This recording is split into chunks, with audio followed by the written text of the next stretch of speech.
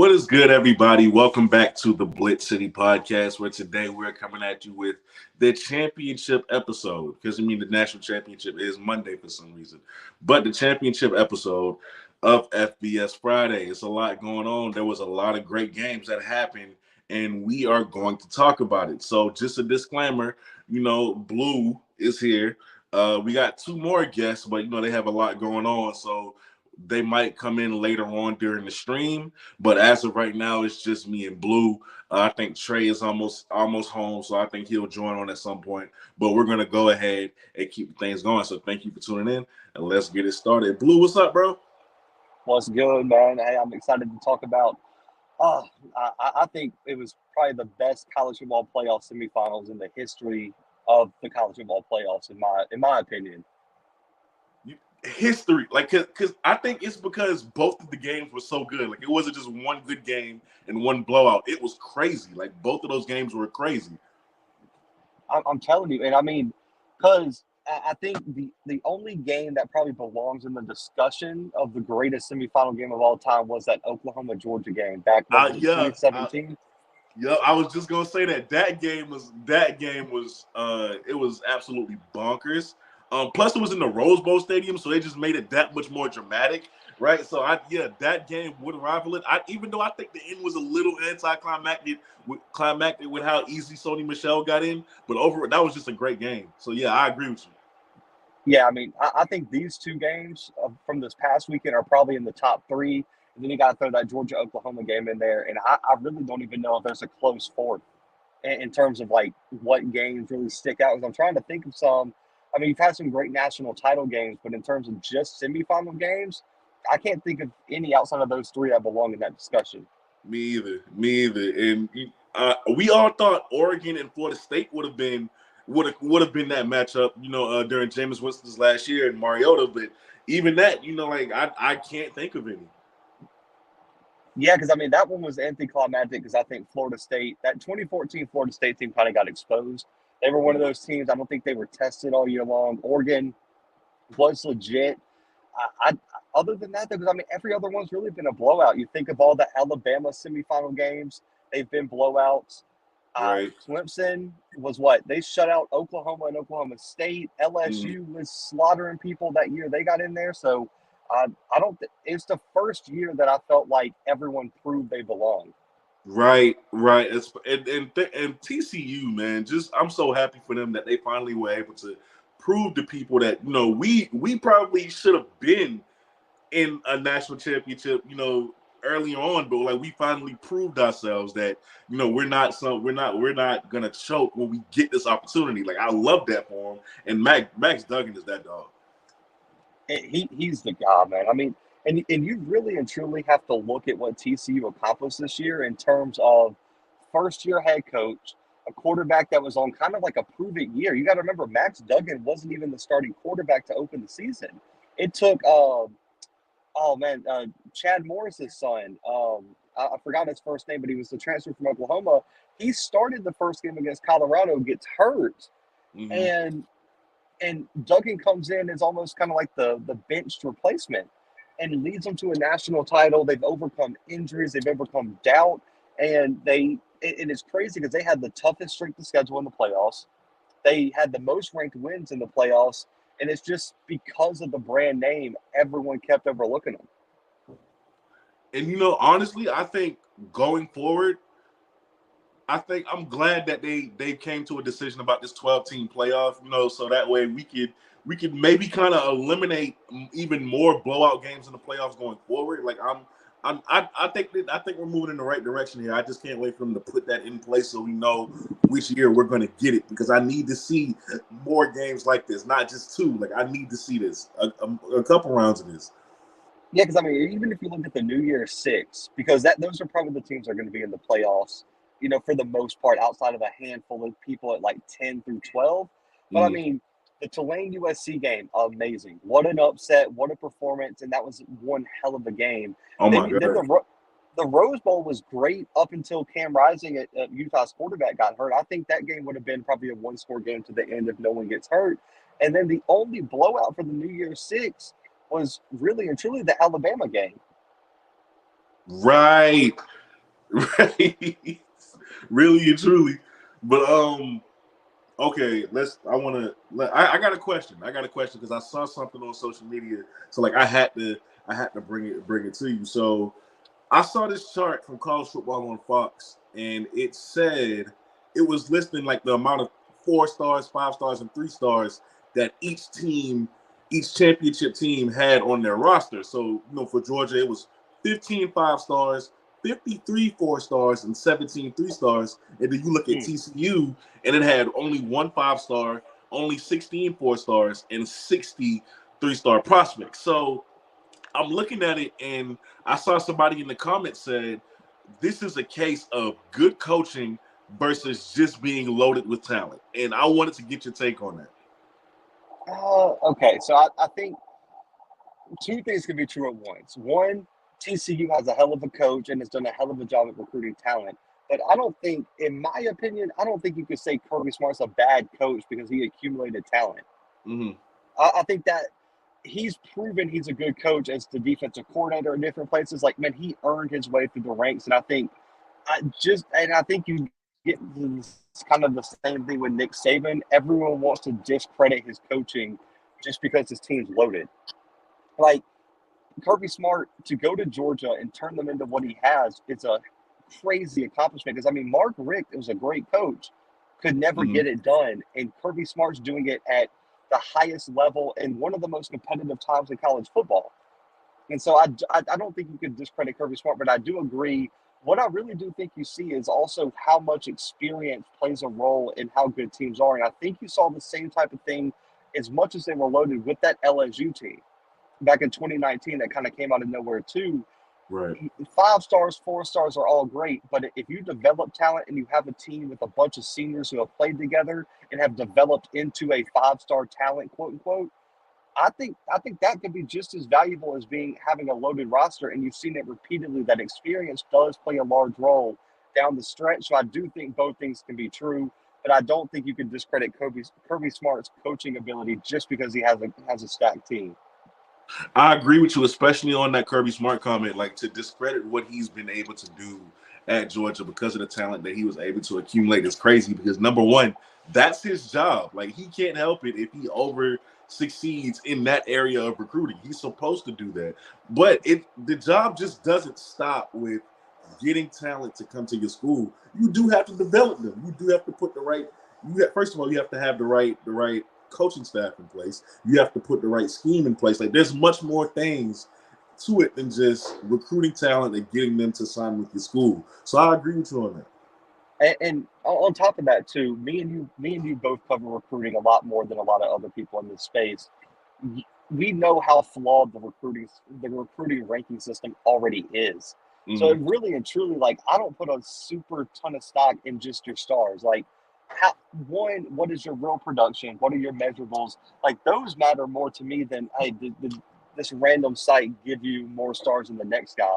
And we both know how many coaches can we both name off the top of our head that was recruiting top level talent, had top 10, top 15 recruiting classes that right now are unemployed. Right. Exactly. I mean, because I can think of a few. Gus Malzahn consistently recruited top 10 classes. Willie Taggart could recruit when he was at Florida State. And they both are not at the universities that they once were because they weren't winning. Mm-hmm. It's emphasis on Willie Taggart because, like, my God, man, he was getting talent for us, but he could not finish the second halves of games at Oregon, which is why we got so frustrated with him really quickly. And he just left after that year. But man, so like I agree. Like it takes more than just recruiting. Those guys they're perfect examples of that. Ask Jimbo Fisher which roster he'd rather have. His this year that didn't make a bowl game or TCU's? Okay. Now I want to talk about the UGA Ohio State game because when I watched it, my first thought was Marvin Harrison Jr. is undoubtedly the best receiver in the country, and it ain't up for debate at this point. I mean, my goodness. Now, of course, yes, you have the advantage of being the son of an NFL Hall of Famer, and you come in and play like this. But normally we don't see guys who are the sons of NFL legends come into the college ranks, especially at the top of the college ranks, and play this well. So I think he's a little bit of an anomaly in that fact. But man, he's undoubtedly the best receiver in college football. I think he showed up and showed out because big time players do make big time plays in big time games. So I was just thoroughly impressed with him. And I would say that I hurt for CJ Stroud because he played a good game as well. And this is one of those games where it's unfortunate that somebody had to lose. But what was your take on it? I echo your sentiment 100% with Marvin Harrison Jr. I mean, because the fact that he didn't win the Biletnikoff is outrageous. Outrageous. I still don't understand. I know Jalen Hyatt had a huge year for Tennessee. I get it. But half of his touchdowns came in one game. Marvin Harrison Jr., when you turn on the film, there's nobody like him. And I said it on my show. I know this might be getting ahead of myself. It could be a prisoner of the moment type thing. But I've thought this for a few weeks now, especially even after the Michigan game where he played really well in that game too against a really good Michigan secondary. I think he has the potential to be better than his dad. I think he's better than his dad was at this point of their careers. Ooh, that's a hot take. That's a hot take. I like that. If you took Marvin Harrison and Marvin Harrison Jr., both put them into their junior year of college, I think Marvin Harrison Jr. is a better wide receiver right this second. I'd be inclined to agree with you on that. Honestly, I'd be. And that's no disrespect to Marvin Harrison. I mean, he's an NFL Hall of Fame. Like, no disrespect to Marvin Harrison, but man, his son, I think his son's more explosive than he is too. By far, but I agree. And I feel bad for Ohio State, but they were and as much as people like to say they should have won the game, it's down to the kicker. There were too many moments in the game that they had a chance to win the game, but they kind of shot themselves in the foot. Like the kid tripping on second down and Stetson Bennett having the kid was so wide open. I'm so shocked he didn't drop it. Oh my God. That changed the entire game. That changed everything. That the fourth down where they were going to fake the punt and Kirby smartly calls timeout to stop it. Little things like that have added up for them.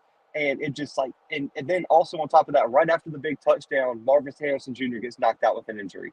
Brock Bowers defies the laws of physics and somehow keeps his body above the ground to get the first down. It was just everything started rolling Georgia's way. And I'll say this about Georgia because I heard some narratives that they were overrated or this or that. I always say great teams find ways to win when they play C+ football. And I think that's what Georgia did. Because if they play A+ football, I don't know if there's a team in the country that can beat them. Facts. First of all, C+ football is very accurate. Very accurate.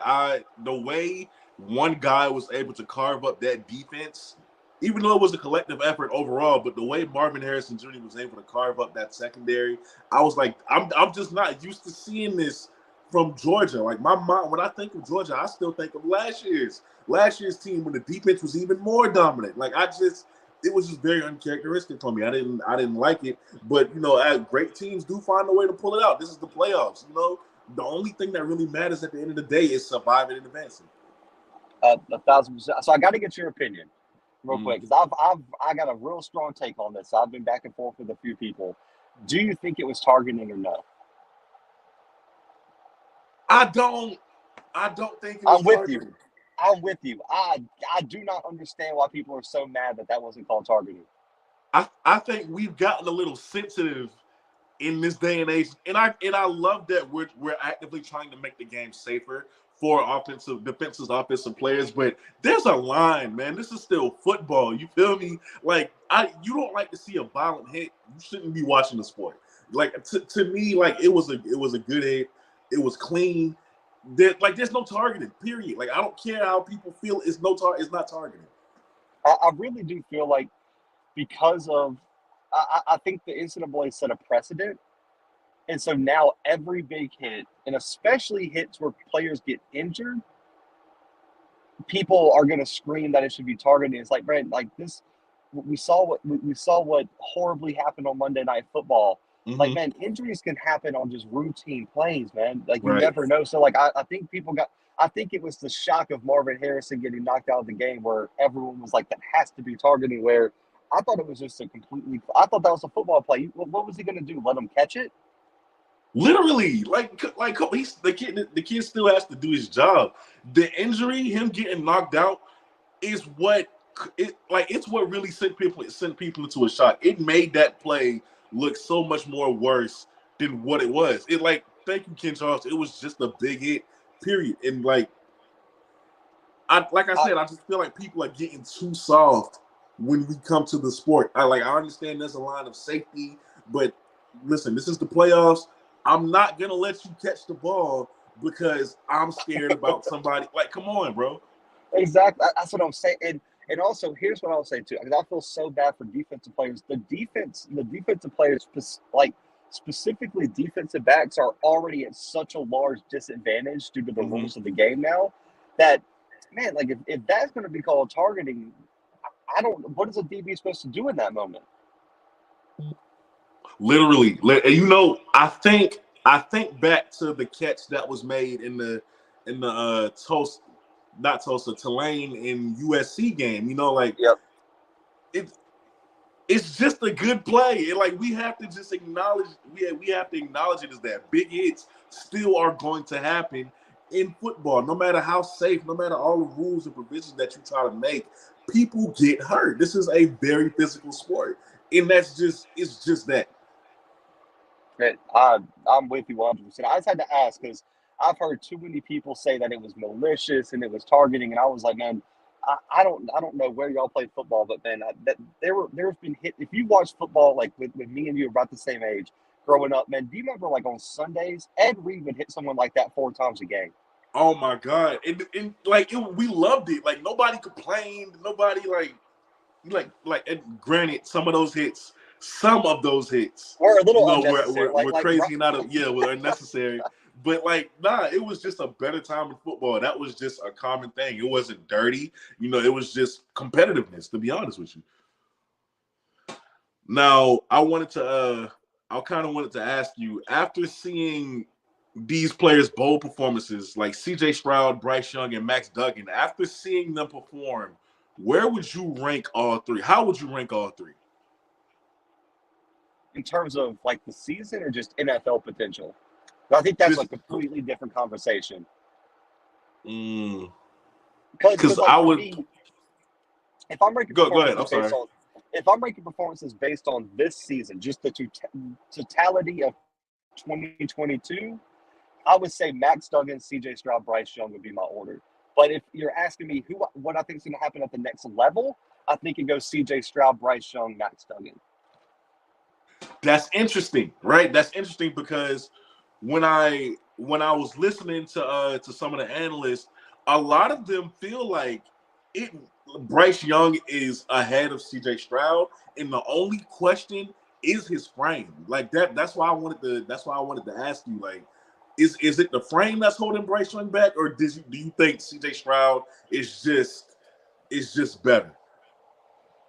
I think the frame is a major drawback for me personally on Bryce Young because I mean because I'm coming from an FCS perspective too. Like the person this year was Lindsey Scott, and he put up record numbers, 1 touchdown away from breaking Joe Burrow's record.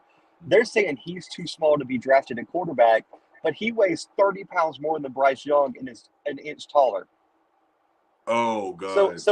if he's too small to play quarterback at the next level, then why isn't Bryce Young having that same narrative spun about him? And so and we've seen too many times if he goes to a team with no offensive line, like let's put him on the Bears where Justin Fields had to go last year, he Oh, is he'd be getting killed. destroyed.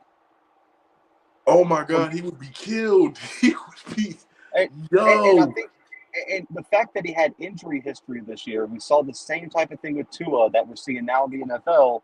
Those injuries are starting to pile up. CJ Stroud not, doesn't have that for him, and so in my opinion, I really do have some questions about the longevity of Bryce Young at the NFL. I don't have. There's no questions about his arm talent, his ability to win big games, what's going on between his ears. Nothing like that. His vision, his accuracy is all there. The one question I have is his durability and his size, and that's got to be a measure. He weighs like 170 pounds. That is tiny. I know Alabama tried to do something about it. Like that strength and conditioning coach had to try to do something about it, but that's just his that's just his genes, that's his metabolism. That's just where he's gonna be as a man. Like it's not much more being put onto that body, I assume. Yeah, and I think that's why, even though I don't agree with it, I think that's why the Will Levises, the Anthony Richardsons of the world are getting so much hype. Because what NFL scouts are saying is, I'd rather take a chance on a guy that has an NFL frame, has something that I could possibly build on, and I'd rather take that chance than draft a Bryce Young, who I know has a talent, but he might not make it at this level. Mm. But if I'm Bryce Young, maybe getting drafted a little later isn't a Great. bad thing.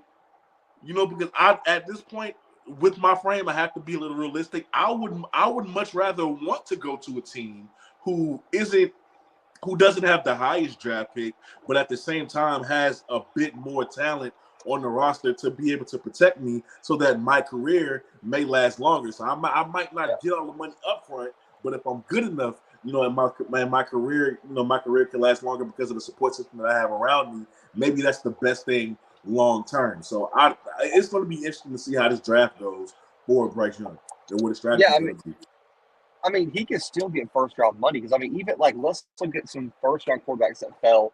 You look at Lamar Jackson falling to 32, fell into an amazing situation with Mm-hmm. what was going on with the Ravens.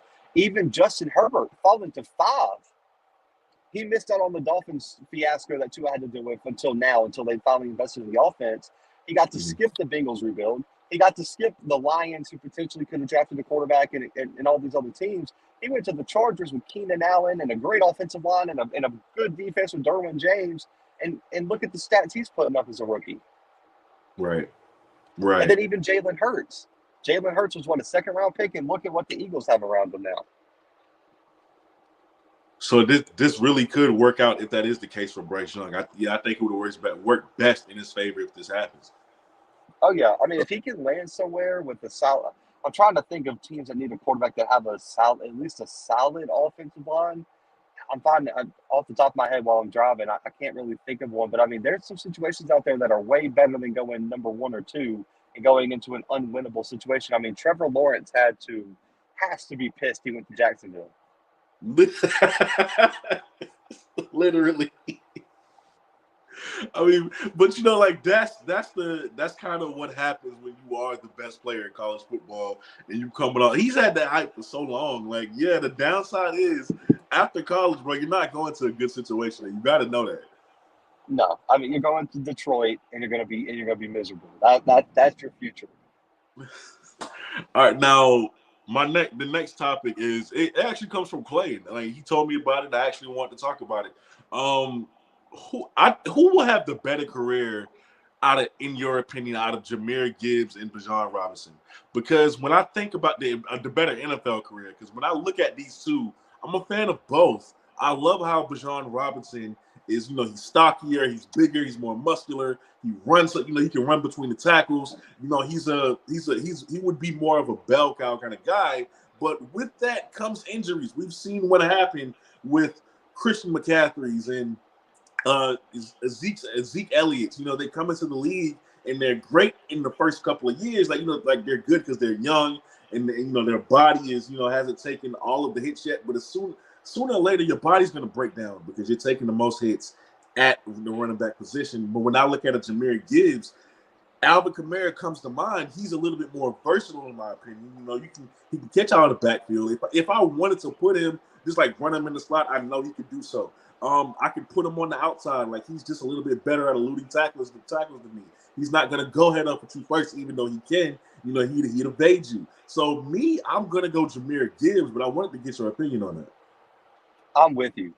I think if I had to put money on it, I would say Jahmyr Gibbs. And I might be a little biased. I always like to speak my biases in case people try to call me on it. Because when he signed with Georgia Tech, I said that kid was going to be a first round pick.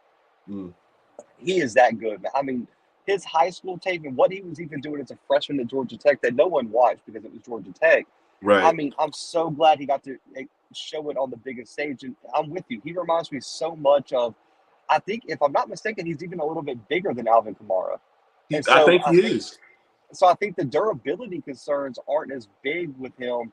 And the fact that the NFL, let's just be honest, unless you're Derrick Henry, you're going to have to be a pass catcher along with a great running back. Like you have to have a guy who can be versatile in his attack, or they got to play special teams like a Darren Sproles or someone like that. Right. Um, so I'm with you. I think Jahmyr Gibbs, he has less miles on him. He is a more versatile back. I think, and I know this will be controversial, I still think he's more explosive than Bijan. Yeah, for I, sure. I, I really do. I think he can offer a whole lot more upside. I think Bijan will be drafted higher just because of the hype surrounding him. But I do think long term, I would be very surprised if Jahmyr Gibbs didn't have a better NFL career because I think his game fits perfectly with where the NFL is headed. In my just like I feel like with Bajan, like if I get him, he's gonna have to split carries with somebody. I don't want to take the mile. I don't want to take so much miles off of him so quickly just because of how big he is. Like I don't know how this is not a trending thing in the NFL. You know, like you get these guys because they're such talented running backs and because they're able, they're these big bell cow kind of backs. They're deteriorating very quickly. So why is it the mindset of okay, I want him, but I want to get someone to go along with him as well to maybe just preserve him a little bit? Like, why is that not the mindset yet in the league? Um, I really can't tell you, man, because I'm with you. I do think the running back position has become so undervalued. Mm. I mean, it's almost become the most underrated position in football. Like, I mean, people just act like you can throw me and you back there and a team can win the Super Bowl. I mean, Literally. it's become outrageous at the takes I've heard. But I do think if you can get a generational type running back, which that's a lot to say, I understand that, but I still think there's a place. Like, I really feel like people are sleeping because, like, if you get a game-changing running back, man, it could change your offense. It really can. So I think I don't know, and I really think these college guys. I know it's not necessarily their prerogative, and they don't really have the ability. But man, I would be if I was a high-level running back, I would be so conscious of the carries that I'm getting in college. And if my team was not necessarily winning, I would talk to the coach and be like, man, I don't want the ball 45 times a game. I I need to reduce my carries as much as possible. And I think there's some running backs that in this draft that haven't had a lot of miles put on them that maybe I think could be drafted in the fourth, fifth, sixth round that could be superstars and even from the FCS level. Mm-hmm. And like, oh wait, okay, well, who? Like, let me ask that question. Who from the Like FCS? like like Isaiah Davis from South Dakota State. He'll be playing at the game I'm headed to right now on Sunday. Mm-hmm. He does not have a ton of carries because he split a lot of carries early in his career with Pierre Strong, who's now at the Patriots. And this is really his first year as the feature back, and he split a lot of carries with Amir Johnson. And for his career was this year he's averaging almost 6 yards per carry, and it's bringing his career average down significantly. He entered this season averaging almost 9 yards per carry for a career. Oh my God. Oh Yeah, my and I mean, God. I'm telling you, if you want a guy, guys, go look up Isaiah Davis from South Dakota State. He is an absolute animal. He has the size, the explosiveness, and I think he is a true NFL running back that is going to explode in the late rounds. Mm. Okay, all right. So moving along, right? Let me ask you this because with great games come great performances. Obviously, who had the best bowl performance so far? Because the championship still has to be played. For me, I'm gonna go Caleb Williams just because 459 yards, 5 touchdowns, and just only one interception, which was crazy. He didn't see that defender there, but like I have to go Caleb Williams. And if I wouldn't go Caleb Williams, and I wasn't looking at numbers, I would go number 22, the running back from Tulane, because I just loved how that kid played. I think his name is Spear. Yeah, I think so. Todd Spears, something. But it's for me. It's Caleb Williams. Like, who is it for you? Um, I'm gonna give a little bit of love defensively. I think it's D Winters from TCU. Ooh, He went stupid. 7 tackles, 3 for loss, had a pick six, if I'm not mistaken, had a fumble recovery or forced fumble, one of the two.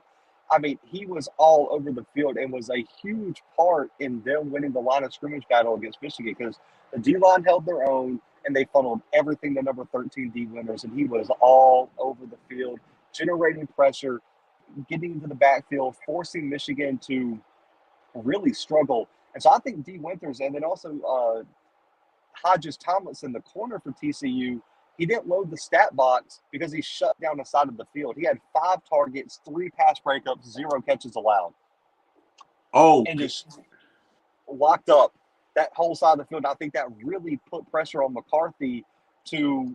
I really think that's why you saw him struggle because he lost an entire number one option on one side of the field. Because wherever number one went, it was locked down, and the number 13 was causing havoc in the run game. So I would say D Winters, and with the honorable mention, Hodges Tomlinson.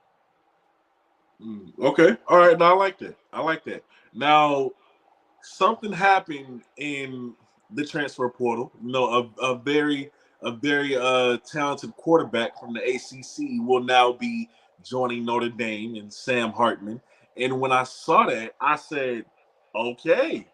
I like it. I think I can just picture him in a Notre Dame uniform. But I saw someone on the internet, and they said not only was this a good move for football, but this was a good move for him for life because you get a degree from Wake Forest and you're going to get your master's from Notre Dame. So whether your NFL career works out or not, you're good. That's a very impressive resume. So Sam Hartman going to Notre Dame, what's your take on that, and just how far do you think he can take Notre Dame next season? I think that was arguably the most important transfer portal move of the season thus far. I, I mean, I don't. When I look at Notre Dame, they've had the running back, they've had the offensive line, they've had the defensive line, they've had the defensive backs. They nailed head coach Marcus Freeman, who turned that team around when it looked like they might not have a winning record. And all you needed was a quarterback. They underwent injuries and they really struggled to find any sort of identity at quarterback. He's a guy with experience, led Wake Forest out of all programs to the ACC championship, New Year's Six Bowl. It's huge, and in my opinion, it makes Notre Dame a college football playoff contender next season. Oh, see, I was gonna ask you that later on. Okay. Oh, I like that. I like that. Um, Yeah, I agree. I think this move makes them a playoff contender, and I'm very excited to see this. I don't know if Clemson does play Notre Dame next season, but I would love to see that Cade Klubnik and Sam Hartman matchup. I think that's going to be pretty good, depending on what that schedule looks like. I don't know why they just don't move to the ACC with the just being an independent school. But I'm interested to see how this works out for Notre Dame. I think you can take them far. Yeah, I mean, it was huge for Marcus Freeman because, to one, he had a bunch of 5 stars, had a top 5 recruiting class, if I'm not mistaken, for early signing day, depending on the recruiting service you use. All he needed was a gunslinger and a guy with experience at quarterback, and he found it. And so I think, man, Marcus Freeman had Notre Dame playing at an extremely high level to end the season. Man, the Fighting Irish are going to be a problem come 2023. Mm. Now, I want to talk about another quarterback further down south at Tennessee. Hendon Hooker going to the NFL draft. Where would you draft Hendon Hooker? Because when I think it was either Daniel Jeremiah, no, Todd McShay, who said that Hendon Hooker's his draft stock is not going to be affected by his ACL injury, and that he's still a very good prospect, and a very high value prospect. But where would you take Hendon Hooker in the NFL draft? I would have him rated probably about second, third round. I think he's a guy that I would take another position in the first round. I'll be honest with you. I don't think he's a first round talent. I Mm-hmm. think he has potential, but I don't want to invest a first round pick in somebody I'm not sure if that can't start day one or that can't be my franchise quarterback. So I would take a second, third round waiver on him, and just take a chance and see what could happen. I think really and truly when I look at him, I think his upside is probably Geno Smith and what he's doing this year. I think that would probably be as high as I could give him for an upside. Where, Mm. listen, that's a legit starting quarterback. He can be the guy, but I don't know if he's a Super Bowl winning quarterback, if that makes sense. I don't think he's an all pro or anything like that. I just think he could be a really, really good, potentially Pro Bowl every few years type quarterback. I agree. I think when it comes to the business of evaluating college quarterbacks in general, it's hard to do because you have your opinions and your biases and what you find great out of a quarterback, but you never really know with these guys. Some of the guys who you think should hit don't, and some of the guys who you think shouldn't hit do hit. So I think it's with him it's complicated. I'd go third round. I'd definitely go third round. Because just because if he doesn't become if he doesn't live up to his upside, I don't lose much because he's a third round pick, which isn't the lowest, but like I'm willing to lose out on that third round pick being wrong rather than the first or second. But the USC Tulane game, I want to go back to that, bro. Two players stuck out to me. I already told you one. I think it was Todd Sharp is his name, the running back for Tulane. I think he's run incredibly hard. And if I'm a scout, he's on my radar. I would put him on a priority list no matter where it is. I'm gonna take him in whatever round he's best available at. So not only him, but number 4, Brandon Rice, the wide receiver for USC, and those 2 snags that he had, just an incredible athlete that jumped off my screen. Those 2 guys to me, they just stuck out. I'm happy for TCU. I thought it was a great win by them, and the fact that they were able to not hold their heads down with only 5 minutes left and them being down by like 15 points or something crazy like that and coming back. But I loved the game. It was tremendous. But what was your takes on it? Who stuck out to you? Yeah, man, the running back. He had such a ridiculous impact. It's like every time you counted them out, man, he made a play. And also, man, you got to give credit to the quarterback. I don't remember his name off the top of my head, but man, he every single time, like that fourth quarter, he outplayed Caleb Williams. Yeah, he made some really good throws, like on the money throws. And whoever the wide receiver was that kept on to that held on to that pass to get him down inside the 10, I don't know how he held on to that. I thought the kid was out. Me too. Oh my god! It was really. I don't know how he caught it. I agree. I mean, he got smacked. But for me, looking at the game, I will say I did tell y'all, man, the Green Wave were coming. We're gonna pull off that upset, but I didn't expect it to go down like that. I thought TCU was just gonna make it kind of like a grind out type game and just kind of try to impose their will on USC, kind of like they did that Oklahoma team when they faced Lincoln Riley in the past. But Tulane's been a really, really good team. I think what happened is people got caught up in the Hartman hype, which he played a hell of a game. Caleb Williams played a hell of a game. And they got caught up in the brands, man. But if you watch Tulane play, like they beat K-State at K-State convincingly. I don't think people realize they beat the Big 12 champs on the road in a place where it's really hard to win in Manhattan, Kansas. Trust me, I've been to a game there. It's tough to win there. I've seen them knock off Oklahoma like 4 times there. It's a hard place to play, and they went in there with no fear and almost knocked them off. So I just think TCU was a well-coached team, and I still don't know how Willie Fritz is in a Power 5 coach right now. To take a team from 2-11 to 11-2 with a win over the Heisman, the team with the Heisman and USC and Lincoln Riley and winning a New Year's Six Bowl after having 2 wins last year. And I don't think TCU and Willie Fritz are getting enough credit right now because that is remarkable for what they accomplished. So, all right, let me ask this about USC because I saw this on TV and I didn't even know which side to take. When you look at this season for USC, this is a program who pried Lincoln Riley from Oklahoma and invested hundreds of millions of dollars, not only in him, but in the NIL to make sure that he is successful at USC. And is this season a success? Like, was this a successful season by all accounts, or was it or should they be a little bit annoyed?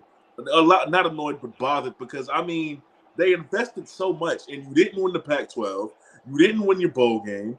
You have a Heisman, but that's about all you're routinely able to do. Like, how should they feel about this season with Lincoln Riley with all that they've invested in year one? At the end of the day, if you're paying a coach over $10 million a year, the goal is to win a national title, and he didn't do Right, that. I'd be right.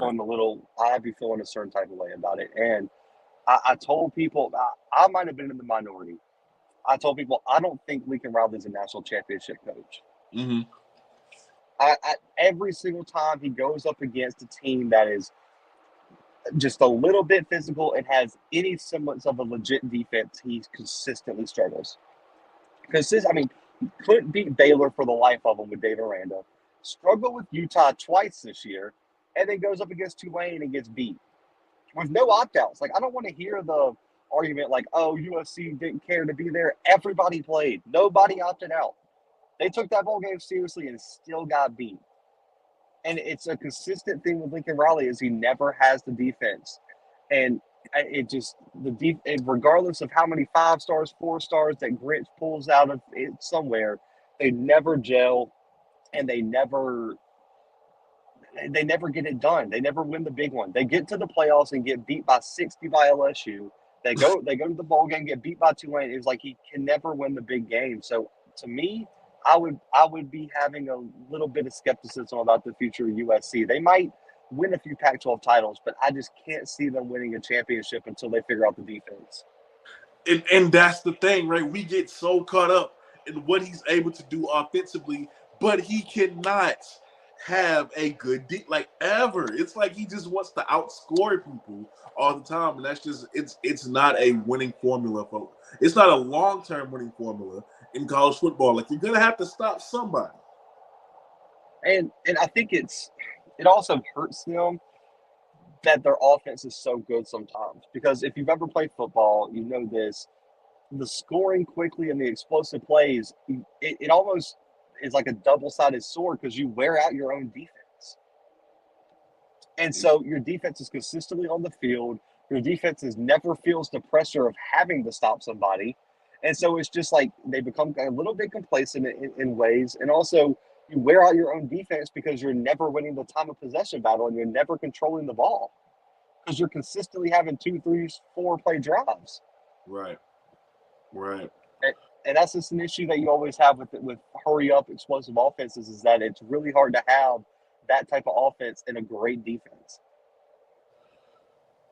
Now, when it comes to, I want to talk about Michigan and TCU and that great game, the great game that it was. Off the top, what would you grade JJ McCarthy performance? Because I'm a fan of him and I made that known earlier on. Even at the beginning of my channel, like when he committed to Michigan, I made a video because I was like very excited. But what would you grade his performance in that playoff loss? A C-. Agreed. Yeah, I mean, again, he's going to be a solid college starting quarterback. Mm-hmm. I don't think he's a national championship quarterback. Mm-hmm. He doesn't have that it factor. Like I don't think he can take over a game when you look at let's name national championship quarterbacks, the Cam Newtons, the Lamar Jacksons, the Deshaun Watsons, the Tuas, the Tim Tebow's, the who else do you want to throw in there? The Joe Burrows, I don't know who else you want to put in. I mean, even Jalen Hurts was like a possession away from Deshaun Watson. Like, he took matters into his own hands that national championship and almost won that game for him. And even let's look at the Georgia-Ohio State game. And let's go back a year. Alabama, Georgia in the national championship. Even Stetson Bennett had was able to take over a game and win a game. Right. And so I just have it like he's still young and he can develop into something great his junior year, kind of like we saw with Joe Burrow, that jump from year 3 to year 4. But right this second, I don't see the it factor in him, and I don't think Michigan can lean on him and win the national championship right now. Right. You know, there was some throws that he made where I'm like, JJ, what was that? What like that pick six, what was that? Like, why did you throw that? You know, like I think That was a horrible I throw. think this was That was a a terrible good throw. terrible throw. You know, like because how you can see that. Like even I can see it from the TV screen. I know I'm not a quarterback, so it's a little different when you're on the field and those lights are on you and that crowd is screaming. But you have to know not to throw that pass. So I agree, man. Next year, I want to see what the jump is going to be like, and that's where I'll really assess him. And you know what type of guy he's going to be going forward. Maybe we'll get a better picture. But I expected more from him. He made some plays, but I really expected more from him in that game. But when it comes to Michigan, I I think somebody said that they felt like Harbaugh got out coached. Do you agree with that? Yeah, to a point. It's really it's a indictment on preparation and execution when your bread and butter has all year. They went 13 games this season, winning the line of scrimmage every single game, and made their bread and butter be running the football. And you couldn't do it against a team allowing what 150, 160 yards per game on the ground. Oh my god. I mean, outside of the first play where they broke that big run and it looked like it was going to be a blowout, they didn't win a single line of scrimmage play past that. They got pushed around by TCU, and there's nobody in the chat that's even a TCU fan that can name me 3 defensive linemen right now from TCU. And you got the Joe Moore offensive line, and it's 4th and goal, and they're going to go for it to put your foot on their throat, and you run a reverse. You run the Philly special, Bro, oh my goodness. What was that? What was that called? I'm so sick. I was so man, when I tell you, because I don't really get animated unless like it's a game that like I super care about. I was screaming at the TV in the middle of the New Year's Eve party. I was cussing Harbaugh out. I'm like, what are you doing? Like you have the Joe Moore offensive line, 2-time back-to-back Joe Moore award-winning offensive line. You outweigh them by 30 pounds. You got the size, and you run the Philly special. Listen. Some of the things that he does, like I wonder what goes through Harbaugh's head sometimes, man, when he makes these calls. That exact same play is what angered me as well. I didn't even know all of that about the offensive line, that they outweighed him, and that those guys were like one of those guys was like an offensive lineman award winner, and even I thought like you could really run this ball right now. What are we doing? Why are you calling this? Like I guess you're going for the. Because if he converts on the play, I guess he wants the kind of attention that it got Doug Peterson in the Super Bowl when they ran that. But it's like it's not even the same situation. Like there was just no need for it. I didn't like it. I think Harbaugh,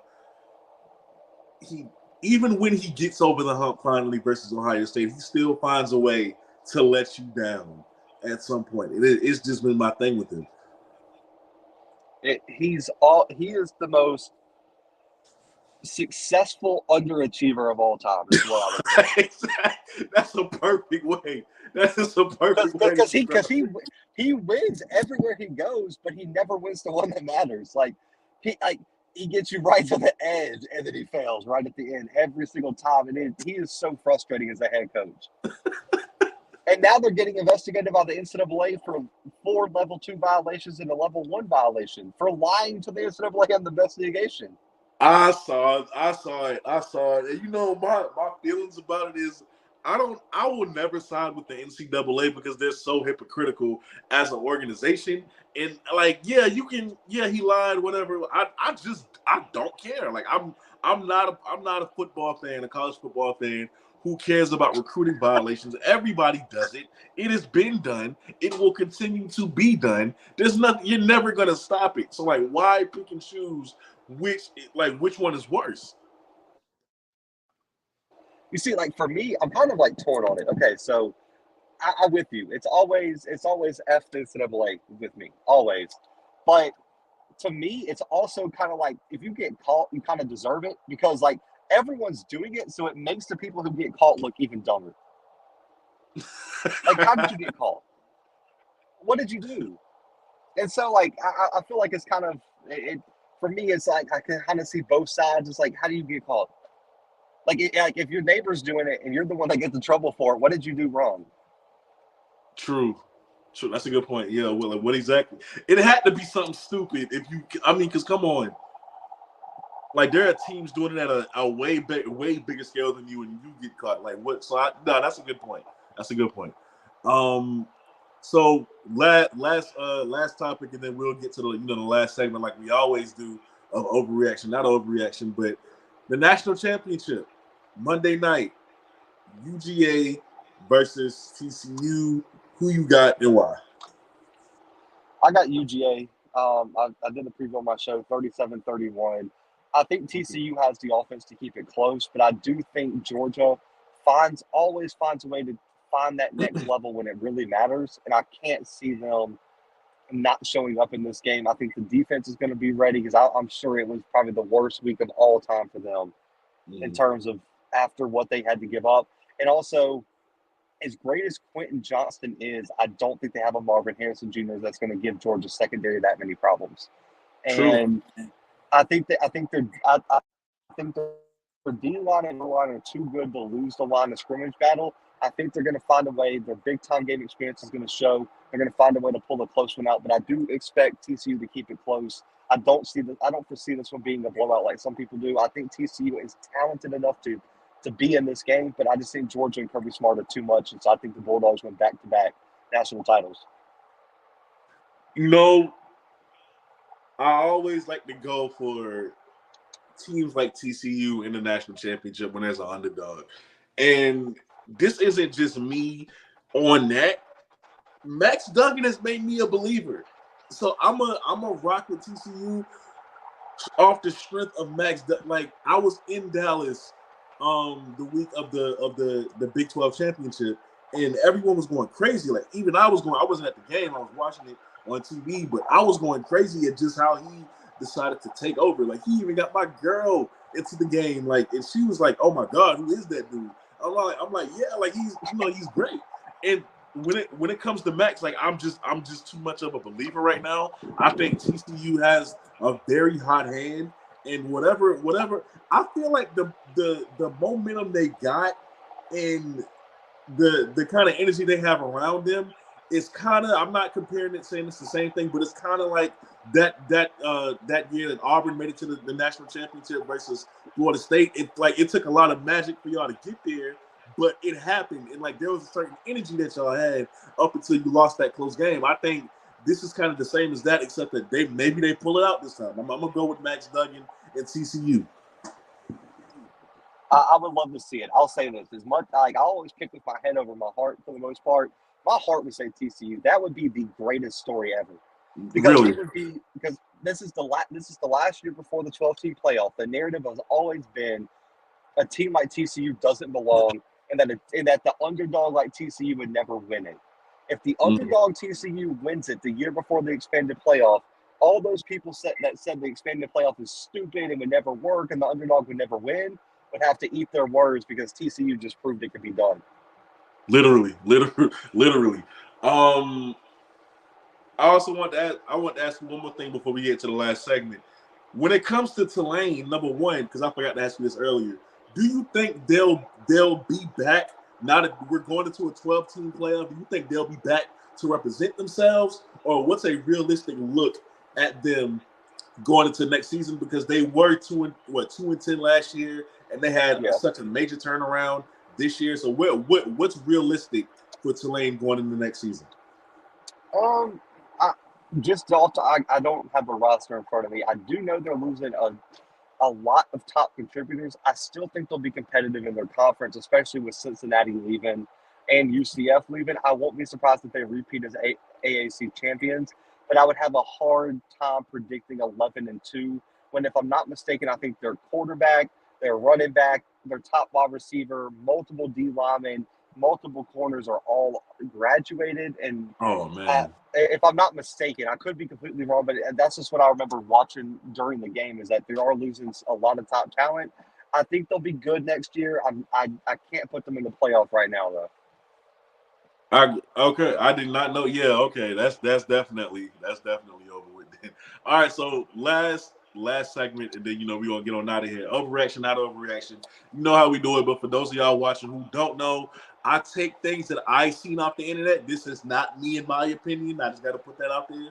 I take things that I see off the internet, some wild takes, and I ask if this is a reaction or not an overreaction. So I got a couple crazy ones. Like this first one I'm gonna bring up to you, and I really want to know what you got to say. Somebody said Ryan Day has 2 straight losses to Michigan and a playoff choke job. It is time for him to go. Overreaction, not overreaction. Overreaction for now. If it happens again next year, we can readdress this conversation. But I think it's a little too soon, man. The guy has made it to the highest level. He's consistently getting them into the playoff contention. Man, it's just that's a tough look. I don't think you can fire him because my thing is, if you fire him, who do you hire? And Luke, your obvious choice would be Luke Fickell, but now he's in the Big Ten already with Wisconsin now. So who do you go and hire? And so I think you keep Ryan Day for now. But if it keeps going downhill and they're not getting to the playoffs and they're not winning Big Ten championships, then you can readdress that. But for right now, that's a complete overreaction. Okay. Next one, and this keeps coming up with Alabama, but this is the most disappointing Alabama team in a while, and they do not live up to the Alabama standard. Like this year's team. God, kind of. I mean, when you put it like that, yes. Do I think this is the most disappointing? No. I think the 3-loss team in 2010 would be in that conversation, and there's a few that you could. I mean, that first team lost to ULM. It was pretty bad, but I would say this is probably the most undisciplined team they've had. They made uncharacteristic mistakes, but at the end of the day, they lost 2 games to 2 really good teams by a combined 4 points. It was right there. And then they went to the bowl game and absolutely abused the Big 12 champions. Yeah, or the Big 12 champions. So I would say no. I would say it's like kind of in the middle. Like, yes, they did live up to the standard, but no, I don't think they were the most disappointing Alabama team in the Nick Saban history. Okay, last one. JJ McCarthy is solely to blame, or at least mainly to blame, for that Michigan loss. No, overreaction. Oh, I mean, you couldn't run the football. Your offensive line, your defensive line really struggled. Your defensive line couldn't generate any pressure.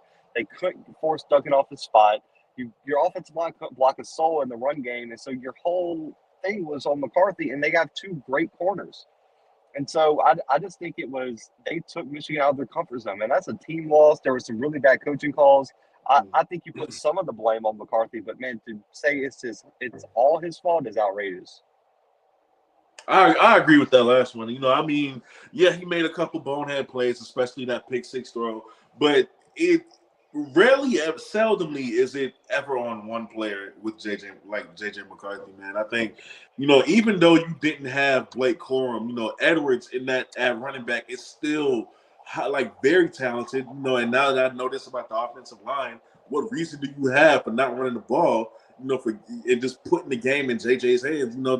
Harbaugh has to take some responsibility for that. So I definitely agree with you there. But Blue, thank you, dog. I know we were supposed to have like 2 or 3 other people, but literally everybody had something happen today, which is it's rare, but it happens because that's life. So I appreciate you doing this while you on the road, bro. You have no idea, man. This was great. Thank you, bro. Hey, for sure, man. So I got one for you, man. Before we get out of here. Okay. And this is something that's been going back and forth. Is relevant to our channels too. So I don't want to get you in trouble. You can pass if you need to, but there's a big thing. So do you think it's underreaction or overreaction that Shedeur Sanders is not a top 5 quarterback in the Pac-12? He's not like that's not an overreaction. Like he's not a top 5 quarterback in the Pac-12. I mean, Caleb Williams, Bo Nix is coming back. Utah's quarterback. I'll probably even take Washington's quarterback over, and that's just no disrespect. But I need to see what he's able to do on this level. Maybe I'll put him at number 5, but like, nah, like I don't think that's. Like we don't know what he can do on this level yet. Like this is, to me, saying he's a top 5 quarterback is kind of the same as Fox putting this man as the Heisman favorite for next season. Why are you giving everything to him so soon? I don't like it. Let me see how he does first. I'm with you because someone asked me, and I've been asked on my past 2 live streams about it.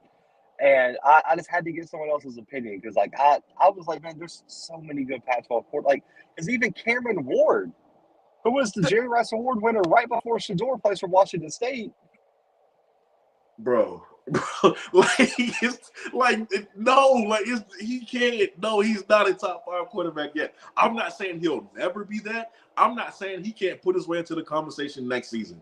But he's going to have to show me what he can do next season. I mean, because your dad is bringing in talent. You're bringing in a lot of talent.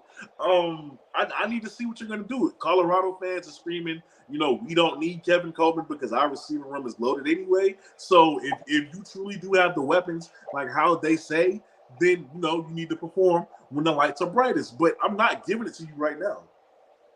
1,000% with you on that. And Kevin Coleman made a good choice. I think he wanted to play closer to home. Louisville has a history of sending wide receivers to the NFL with Tutu Atwell, with going back to Devontae Parker, also Tyler Hudson came from Central Arkansas this past year. He's probably going to get drafted. And it's like, man, that's a long line of receivers drafted, and you get to play closer to home because if I'm not mistaken, he's from St. Louis, right?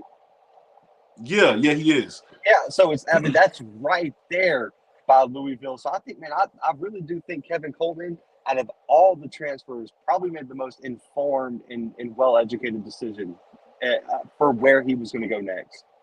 And when it comes to his decision, I'm not surprised because we knew Travis was going, but I never got that vibe from Kevin. I thought even looking at Kevin at Jackson State, there were times where he just looked like this wasn't what I thought it was going to be while he was at Jackson State. So like I'm not like, even if Prom stayed, I still had my doubts about Kevin staying at Jackson State as well. I did think he was going to leave regardless. That's just me. I didn't want to say it, but now that he's gone, it is what it is. Like I always felt like he was going to leave. Yeah, I mean, I think we both talked about it when they entered the transfer portal that we thought Kevin was going elsewhere. I see a comment. So we're saying that the competition level is different. At the quarterback play in the Pac-12, is light years better than what is in the SWAC right now. Yes. The competition level is absolutely better. It is. I mean, like Cameron Ward threw for almost 5,000 yards in Incarnate Word, and he's not even a top 3 quarterback in the conference. Literally. Literally. Yes. Yeah, like, I mean, the dude was the 3rd place quarterback in the Walter Payton voting, went to Washington State, and was probably the 4th best quarterback in the league. It is a whole lot different. And Michael Penix led the entire country in passing this year. Yeah, like we're truly just gonna have to wait and see with Shador, because I don't think as much criticism as he's getting, I don't think he'll be horrible. I don't think Shador will be horrible, but because I think with his play style, he really just like to take the safer option most of the time. So I don't think he'll play horrible. But man, I think this is gonna be a little bit of a wake up call for him. In his first season in the FBS. So, like, I'm just not ready to give it to him yet. Like, I'm not ready to praise him like everyone else is. He's going to have to prove it to me. I'm 1,000% with you. I just had to ask because I know you might have had a different perspective than me, but I thought that was wild when I heard that. Oh, nah. Oh, no. And, like, I like Shador, man. I saw him play in person. I was always a fan of him, but nah, man, he's not there yet. He still has a lot of growing and stuff to do for as much as he accomplished in the SWAC. So nah, like I'm not there with him yet. Oh man, I'm 100% with you, man. But hey, I appreciate you having me on the show, man. Hey, appreciate you, y'all. Thank y'all so much for watching. Y'all already know first of all, y'all should know who the Blue Bloods is already, but just in case you don't, you can follow him on everything and on all social media platforms, including YouTube, at the Blue Bloods, right, Blue? Like everything is at the Blue Bloods. Yeah. Oh, well, social media is at the _ Blue Bloods, but yeah, at the Blue Bloods, everything should pop up, man.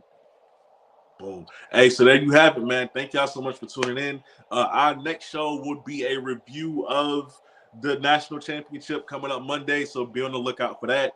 I don't know what day it's gonna be. I'll get with everybody to see when everybody's free, but just look out for that because that is coming. But yeah, man, thank y'all so much for tuning in. I love y'all. See y'all next time. We out. Peace.